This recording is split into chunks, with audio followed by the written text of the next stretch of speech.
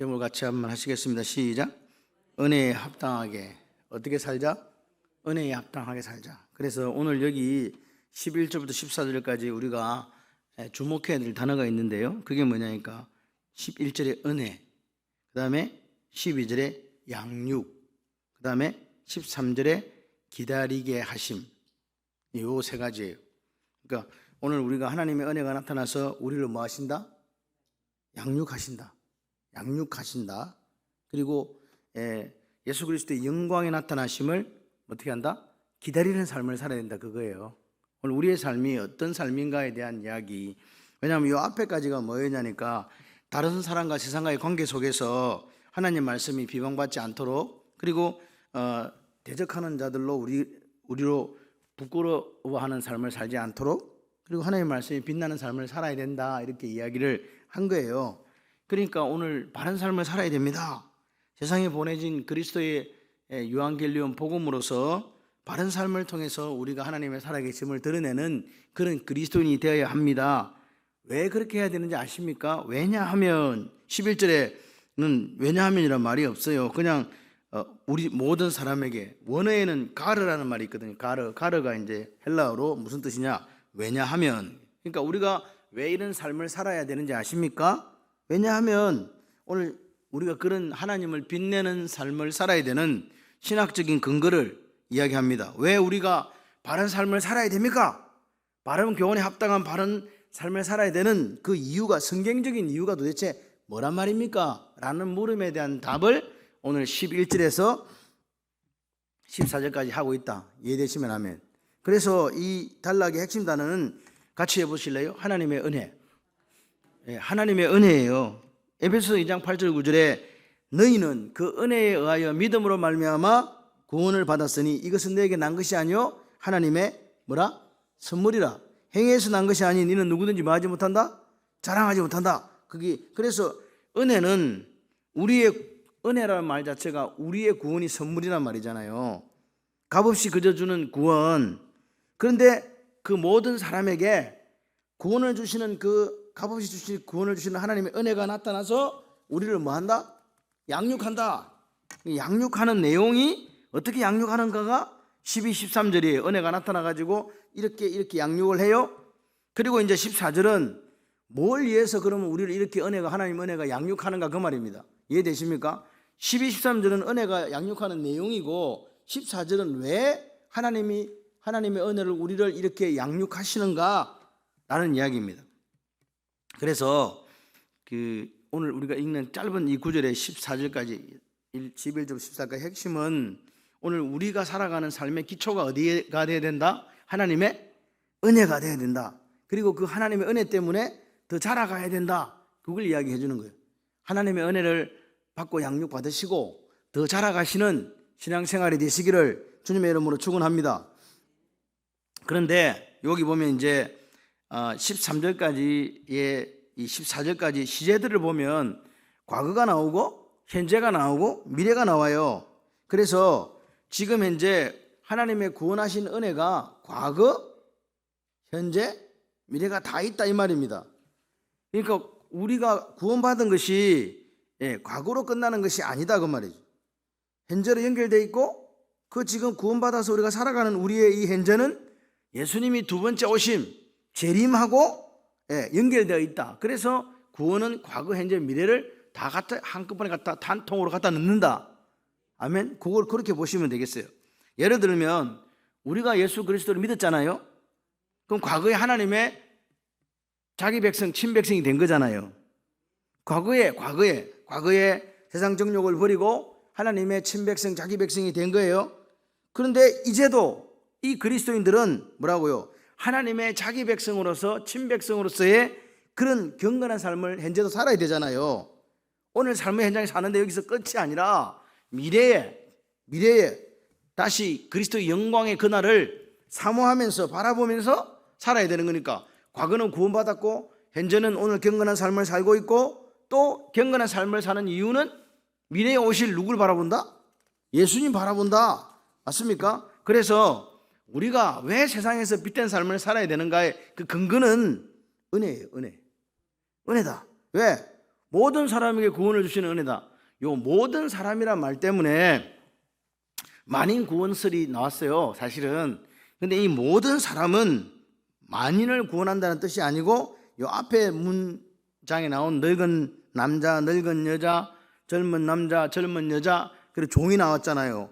이걸 포함하는 모든 사람이에요. 다시 말해서 구원받는 대상은 빈부귀천이나 배움이나 외모나 관계없이 구원하신다라는 뜻입니다. 이해를 하셔야 돼요. 그런데 이게 무슨 말이냐?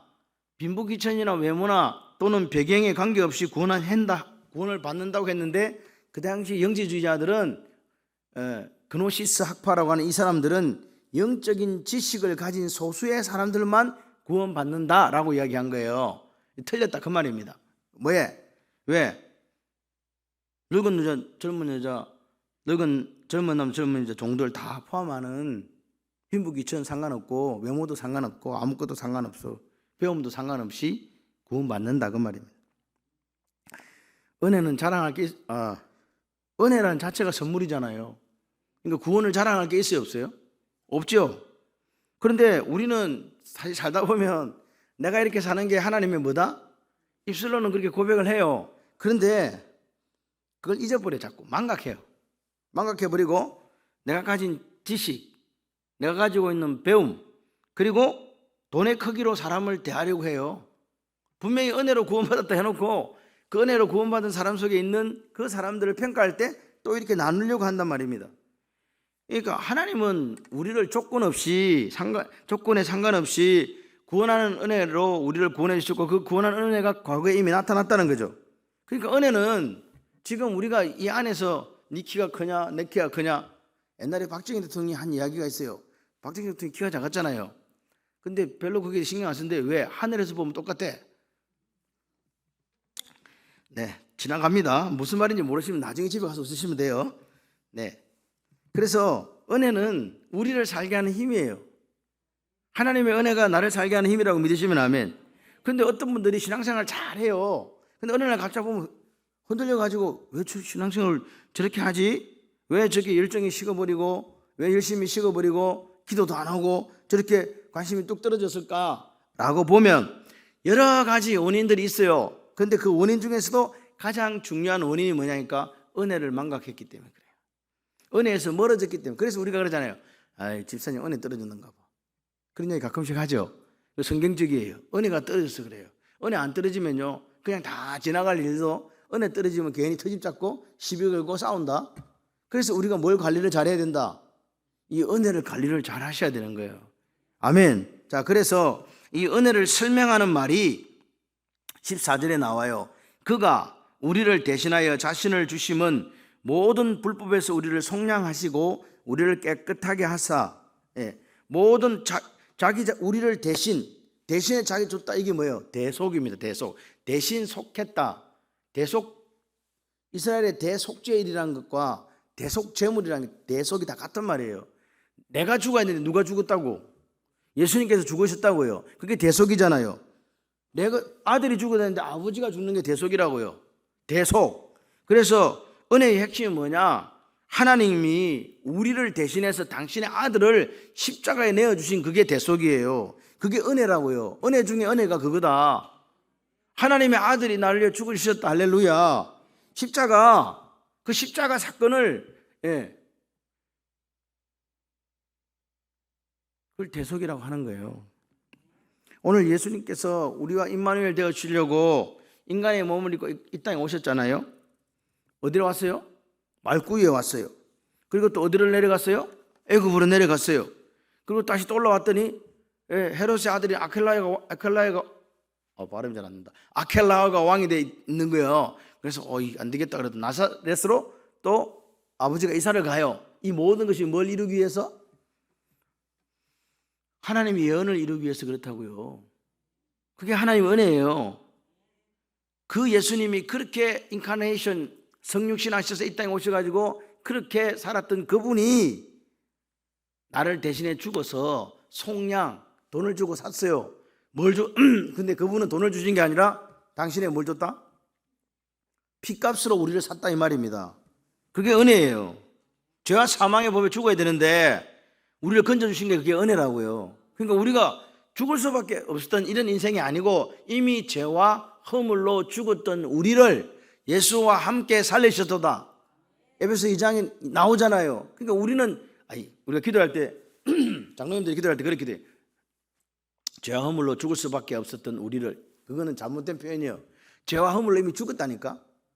죽었던 우리를 살리셨다. 할렐루야. 그래서 은혜라는 말은 아까 대속이라 그랬는데 내용은 그게 속량이에요. 속량이 뭐라고요? 노예가 이렇게 있으면 돈을 주고 사오는 거예요. 사와가지고 뭘 줘? 자유. 죄에서 자유. 돈을 주고 사야 되는데 예수님의 피값으로 샀다. 그래서 우리가 깨끗해졌다, 더러워졌다. 깨끗해졌다. 하나님께서 죄 없다, 어렵다 하셨잖아요. 그게 은혜라고요. 예수 그리스도의 값으로 지불된 은혜. 그러니까 그런 은혜를, 이 하나님의 은혜에 믿음을 말미암아 구원받은 우리가 그러면 어떻게 살아야 되는가? 그게 12, 13절이라고요. 이 은혜가 나타났다 그랬잖아요. 하나님의 은혜가 누구를 통해 나타났다고요? 예수 그리스도. 그분을 통해 나타나는 그 은혜를 입은 우리는 그러면 12, 13절로 산다. 같이 해봐요. 버리고 살고. 버리고 사는 게 아니라 버리놓고 한다. 말도 안 된다. 버리고 또 살고 다른 건 따라. 이 분리된 겁니다. 우리가 엄마들이냐 좀 버리고 살아라 그런 뜻이 아니라고요. 제 말 설명 이해되십니까? 버리고 한 게, 살고 한 게. 이해되시면 하면 버리고 살고. 뭘 버리냐고요? 양육이 뭔지 아시죠? 양육은 애 키우는 거잖아요. 파이디오라는 말 자체가 훈련시킨다, 교육한다는 거거든요. 누구를? 우리를 하나님께서 어린아이 양육하듯이 그렇게 훈련시킨다고요. 근데 아이를 양육하려면 가장 중요한 게 뭐예요? 필요한 걸 공급해 줘야죠. 그죠? 필요한 걸 공급해 줘요. 양육은 필요한 것을 공급해 주면서 필요한 공부시키고 인성 개발하고 성품 훈련시키고, 양육은 내가 이 아이가 클 때까지 돌봐주는 거잖아요. 그죠? 때로는 말 안 들으면 어떻게 해야 돼? 매로가 때려야지. 그걸 체벌이라 그래요. 우리를 양육한다고요. 뭐가 양육한다고? 근데 우리를 양육을 은혜가 우리를 양육하는. 그럼 좀 더 쉽게 표현하면 은혜가 우리를 양육하는데 이 양육하는 그 은혜의 방편이 뭐냐? 우리를 양육하는 하나님의 은혜가 나타나 우리를 양육하는 게 뭐냐? 하나님의 말씀이에요. 기도예요. 찬송이에요. 예배예요. 그리고 성경 묵상이라고요. 이게 뭐라고 성경에 되어 있냐니까 은혜의 방편이다 그래요. 은혜를 이루어가는 여러 가지 도구들이다 그 말입니다. 이해되십니까? 이걸 갖고 하나님 은혜가 우리를 양육한다고요. 그러니까 보세요. 바른 교훈에, 바른 복음에 입각한 바른 삶, 바른 사람, 바른 생활의 사나이가 돼야 된다고요. 바른 하나님의 교훈을 받아서 이 복음을 가지고 바른 생활의 사람이 돼야 된다. 이것이 성도가 해야 될 일이다. 절대 포기해서는 안 된다.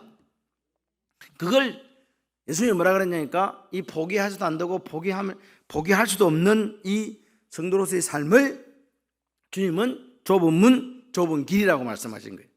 좁은 문 좁은 길이란 말은 바른 교훈에 입각한 바른 삶, 하나님의 은혜로 말미암아 양육되어진 이 삶을 사는 게 쉽다 어렵다? 어렵다는 말입니다. 많은 그리스도인이 있는데 그렇게 바른 교훈에 입각해서 바른 삶을 살지 못한다는 거예요. 근데 우리가 오해하는 게 또 한 가지가 있는데 뭐냐? 좋다 그래. 구원은 하나님의 은혜에 의하여 믿음으로 받았는데 양육과 성장은 누가 하냐? 이렇게 물어보면 내가 한다 이런 사람이 있어요. 누가 한다? 내가 노력해서 양육되고 성장되면 되지 뭐, 이렇게 말씀하시는 분이 있어요.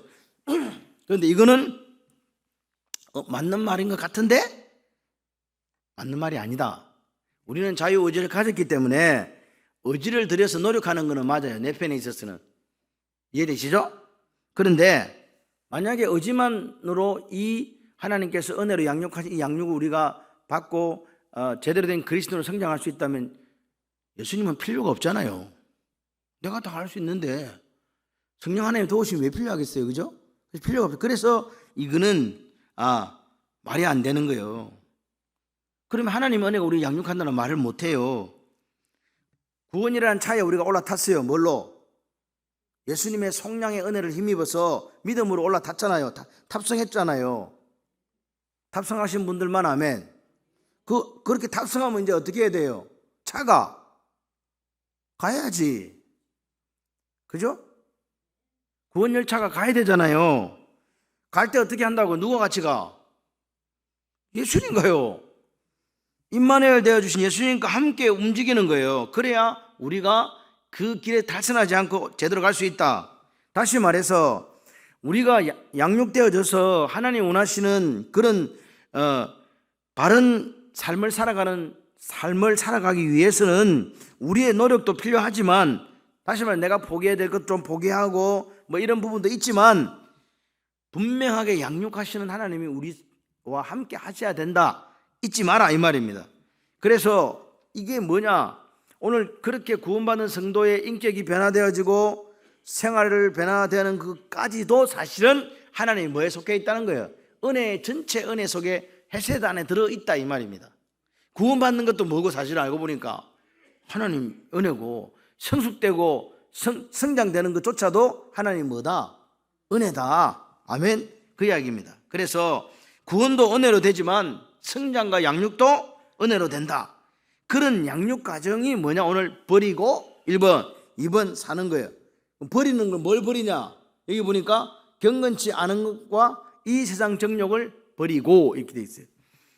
경건치 않은 생활과 세상 정욕에 되어 살던 이 정욕을 버리는 거예요. 경건치 않다는 게 무슨 말이에요? 경건하지 않다.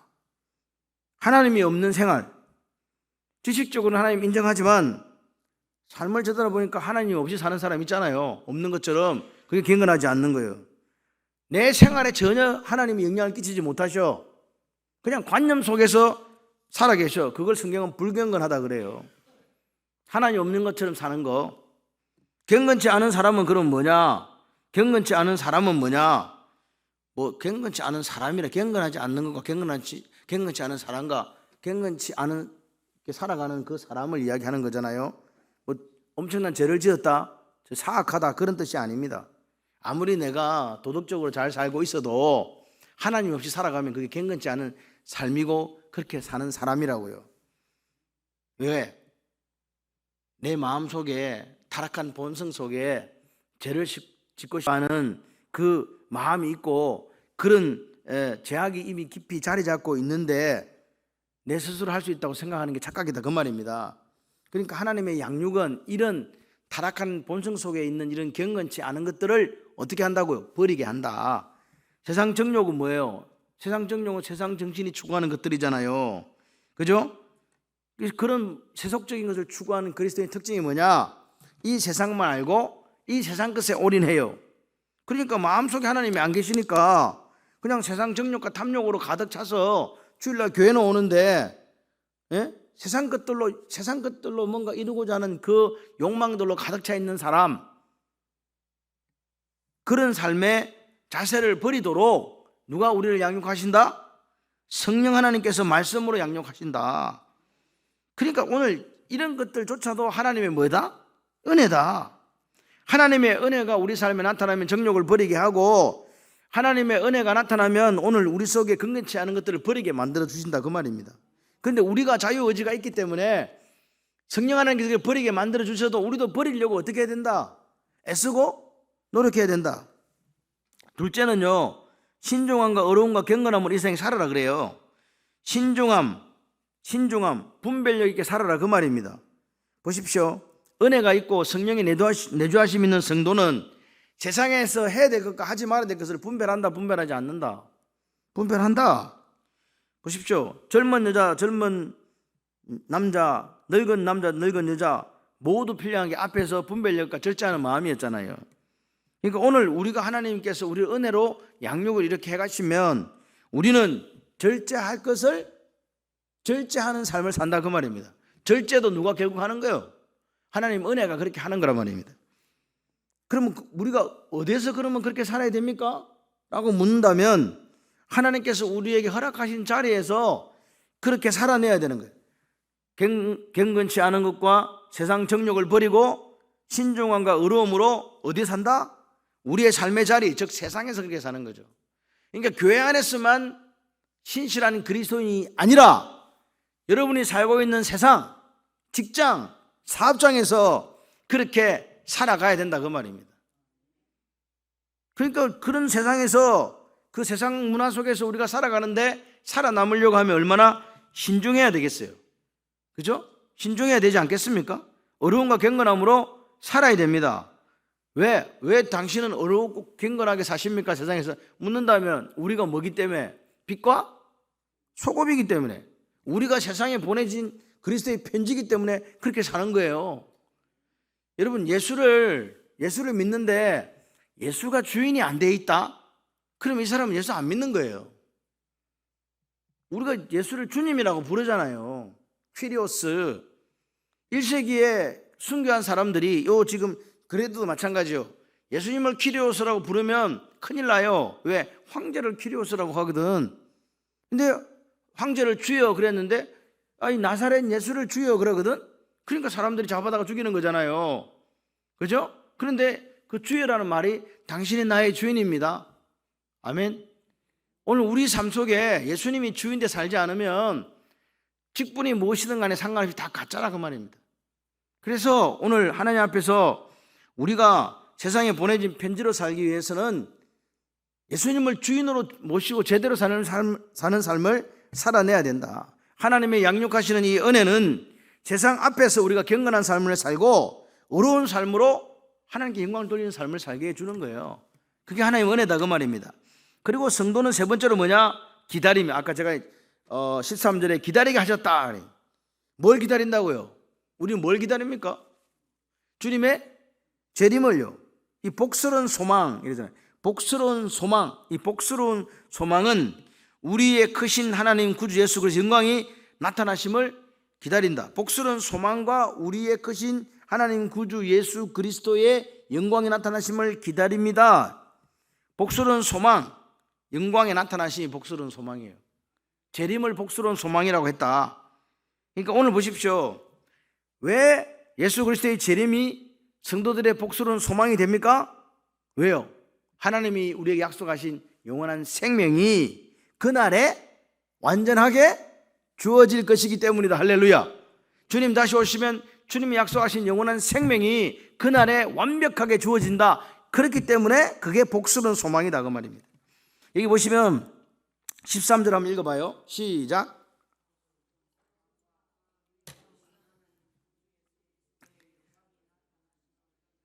자, 여기서 우리의 크신 하나님 구주 예수 그리스도의 영광, 요 말을 한번 보세요.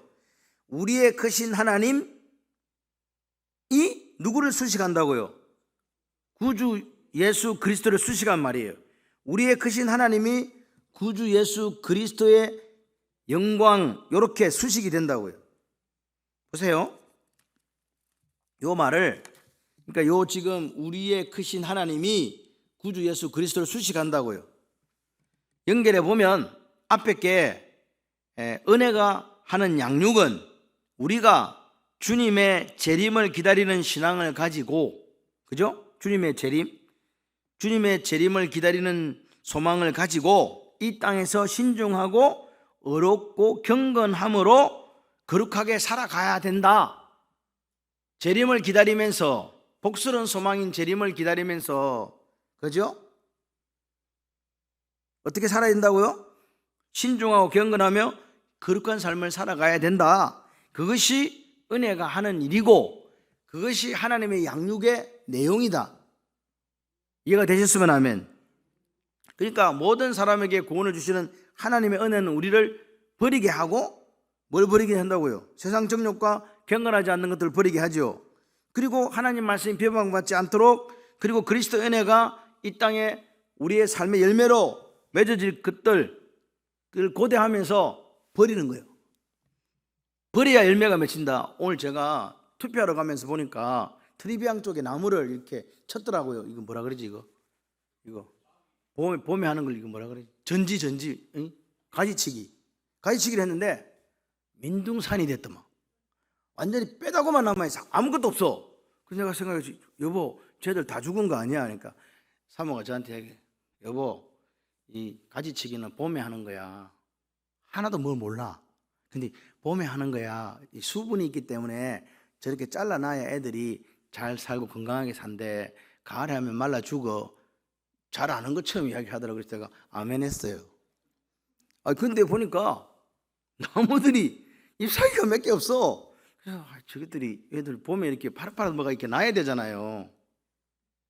봄에 나무 이 새순들이 막 돋고 나야 되는데 한번 가보세요. 그쪽에 어찌 돼 있는지 지금 완전히 지금 난리 났어. 지금 밑에 완전히 깨끗하게 완전히 막 이파리 하나 안 보이더만. 지금 4월달인데 그래도 괜찮아요. 살아난대요.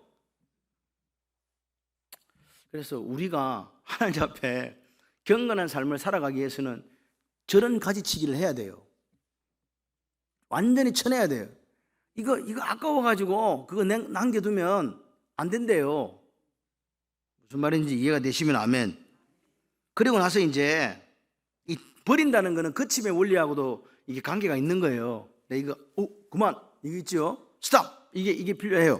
근데 마지막으로 그럼 버린 후에는 지속적으로 살아내야 될 것이 오늘 나오는 게 신중함, 어려운 경건함이잖아요. 그죠? 신중하다는 건 절제하고 관계되어 있다 그랬죠. 그러니까 오늘 보십시오. 오늘 우리가 하나님의 의를 세상 앞에 드러내는 그리스도인으로서 살아야 되는데 그게 어떤 거냐? 지속적으로 살아야 될 우리의 삶이 신중, 어려움, 경건합니다. 갈라디아서 6장 9절에 이렇게 얘기합니다. 선한 일을 하다가 뭐 하지 마라? 낙심하지 마라. 때가 이르면 뭐 하게 될 것이다? 거두게 된다. 아멘. 그러니까 버릴 것은 버리고 여기 경건치 않은 것과 세상 정욕은 버리고 신중함과 어려움과 경건함을 뭐라고요? 가지고 살아야 된다. 언제까지요? 주님 오실 때까지요. 왜 그렇게 사냐고요? 주님 오실 것을 기다리는 소망이 있으니까요. 그러니까 오늘 우리가 종말론자가 되어서는 안 돼요. 종말론적인 긴장감을 가지고 사시는 거예요. 이해되시면 아멘. 긴장해야 된다. 긴장하지 않으면요 아파요. 제가 며칠 억수로 아팠어요. 갔다 왔는데 막 토요일부터 저녁부터 사실 아픈데 주일날 금요일에 막 소리를 너무 많이 지른 거예요. 제가 생각 살살 해야 되는데 그날은 막 좀 이게 마음에 막 뜨겁더라고 그래가지고 막 소리를 질렀거든요.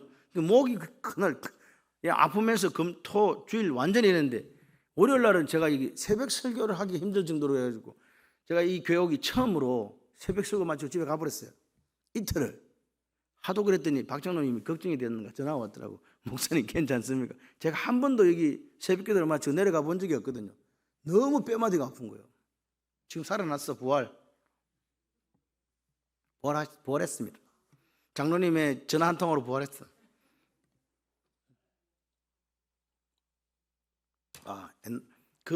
저기 어디고 군포까지 차 몰고 올라갔던 게 그게 너무 힘들었나 봐요. 그거 갔다가 뭐 손자 한번 볼기로 하고 제가 무슨 가보니까 요만하더만 그거 한번 보고 내려오는 게 이렇게 힘들 줄 몰랐어요. 또 안 가면 또 며느리가 얼마나 서운해하겠어요. 지 손주 나한테 아버지도 않는다고 그럴 거 아닙니까? 그것도 안 되게 그랬어요. 어쩔 수 없이 막 하여튼 갔는데 운전은 참 하기 힘들어요. 제가 운전하는 우리 장로님 또 우리 김 장로님 두 분이 장로님들 보면서 존경스럽어요. 운전만 하면 딴 거는 잘할 수 있을 것 같아요. 근데 운전이 너무 힘들어요 저는. 근데 참 운전하면서 이렇게 멀리 다니시는 분들을 제가 새벽마다 이렇게 기도하지만 건강하시기를 바랍니다. 하나님께서 운전대를 잡아주실 줄 믿습니다. 그래서 이 종말론적인 긴장감을 갖고 살아야 된다. 그렇게 긴장감이 있어야 매일매일 더 잘 사는 거예요. 긴장감이 없으니까 대충 살잖아요. 그렇게 사시면 안 돼. 주님이 언제 오실지 모르거든. 그래서 이 땅에서 경건하게 살되 다시 오실 주님에 대한 복스러운 소망을 꼭 붙들고 긴장하며 살아야 된다. 그래서 그 결국이 뭐냐? 선한 일에 열심히 하는 자기 백성이 되게 하심이라. 우리를 성령하신 목적이 뭐라고요? 자기 백성이 되는 거예요. 자기 백성이 된다. 여기 자기 백성이라는 말이 페리우시오스인데 페리 플러스 우시오스인데 페리라는 말은 둘레라는 말이에요. 둘레. 그럼 우시오스는 뭐냐? 있는 사람. 다시 말해서 둘레에 있는 사람인데 이걸 합치면 하나님이 둘레에 빙 둘러싸고 지키는 사람이 누구다? 자기 백성이다. 이거 특별한 사람이라는 거예요. 같이 해봐. 옆 사람 보고. 집사님은 특별하신 분이에요. 시작. 우리나라 사람은 뭘 시키면 못해요. 뒤를 보면서 집사님은 특별하신 분이에요. 시작. 왜 자꾸 웃어? 특별하다니까. 그러면 이란다. 나 속으로 나 안 특별한데 왜 자꾸 특별하냐? 그 말입니까 지금? 웃는 모습이.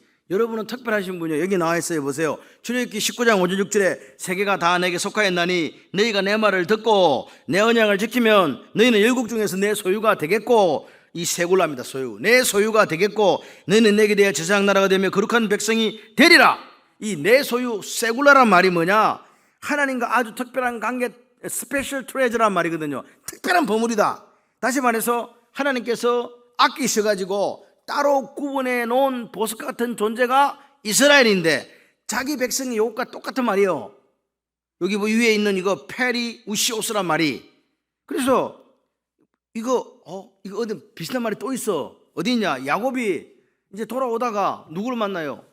삼촌이 죽이려고 쫓아오잖아요. 하나님께 밤에 나타나서 집에 돌아가. 그래서 돌아가잖아요. 라반이 돌아갑니다. 그리고 또 왔더니 야복강을 건너려는데 형이 또 뭐라고요? 좀 건너겠더니 400명을 데리고 죽이고 온다는 소리를 또 들었네. 지금 이 야곱의 삶이 오늘 죽을지 내일 죽을지 몰라.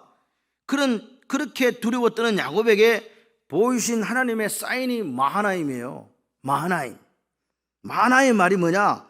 이중으로 겹겹이 둘러싸고 진친 하나님의 군대라는 뜻이거든요. 이중으로 쫙, 야 내가 니를 이렇게 보호한다고, 걱정하지 말라고. 마하나임, 할렐루야. 보세요. 그러니까 이게 마하나임이란 말이나 세굴라라는 말이나 여기 디도스의 친백성, 자기 백성이라는 말이나 거의 같은 의미로 사용되어 있다. 그러니까 하나님 우리에게 은혜를 왜 주신다고요?